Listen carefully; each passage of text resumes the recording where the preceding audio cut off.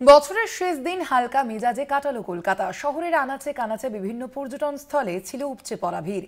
নজরকাড়া ভিড়ের ছবি ধরা পড়ে ইকো পার্কে।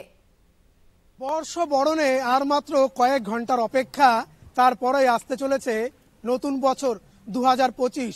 আর 31শে ডিসেম্বর আমরা দেখতে পাচ্ছি যে কলকাতা আর 5টা বিনোদনমূলক পার্কের মতো ইকো পার্কেও উপচে পড়া ভিড়। সকাল থেকে মানুষ ভিড় জমিয়েছে এবং 8 থেকে 80 সকলেরই এই মুহূর্তে ডেস্টিনেশন ইকো পার্ক।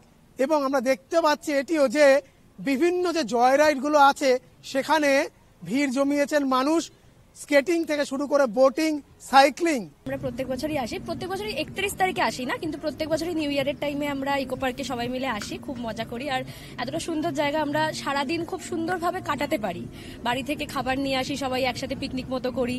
তো এখন তো এই স্পটে গিয়ে অত পিকনিক করা হয়ে ওঠে না, তো এখানে এটা খুব সুন্দর জায়গা, আমরা খুব সুন্দরভাবে দিনটা কাটাতে পারি। পার্ক হচ্ছে এমন একটা জায়গা যেটাতে আমরা সারাদিন খুব নানাভাবে ছড়িয়ে ছিটিয়ে বাড়ি থেকে কিছু খাবার জিনিসপত্র এনে আমরা সারাদিনের একটা হই হুল্লোড় করতে পারি।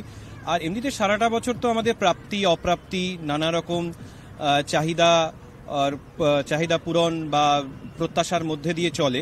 তো সেই ক্ষেত্রে আমাদের বছরের শেষ দিনটা আমরা এইভাবে একটু হালকাভাবে গা এলিয়ে এই পার্কের বিভিন্ন জায়গায় ঘুরে নানা রকম জয় রাইডগুলো আছে সেগুলোতে আমরা উপভোগ করে আমরা সারাটা দিন কাটাই এবং চেষ্টা করি প্রত্যেক বছরের এই শেষ দিকে এই সময়টা আমরা আসতে চেষ্টা করি। এবং সবচেয়ে বড় কথা, এই জায়গাটা এমন একটা জায়গা যেখানে ফ্যামিলি নিয়ে খুব উপভোগ করা যায়। 7 ওয়ান্ডার্স, সেখানেও ভিড় জমিয়েছেন মানুষেরা।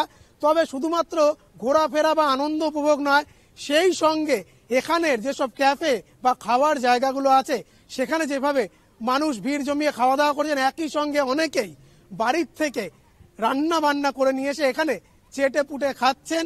কেটেছে এই বছরটা এবং দিনটা বাড়িতেই কাটাই। এই প্রথমবার বন্ধুদের সাথে এলাম, সবাই বাড়ির লোকজন। কি করবে আজকে? মানে এখানেই শুধু থাকার প্ল্যান নাকি ইকো পার্ক থেকে অন্য কোথাও যাওয়ার প্ল্যান? না, ইকো পার্কেই থাকবো, সারাদিন খুব মজা করবো একসঙ্গে।